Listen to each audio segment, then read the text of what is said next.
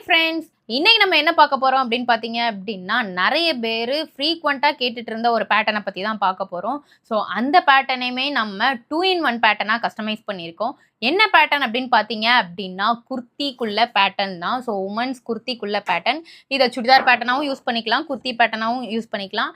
And இதை நம்ம மேக்ஸியோட டாப்புக்குமே இந்த அளவு வச்சு நம்ம ஸ்டிச் பண்ணிக்கலாம்.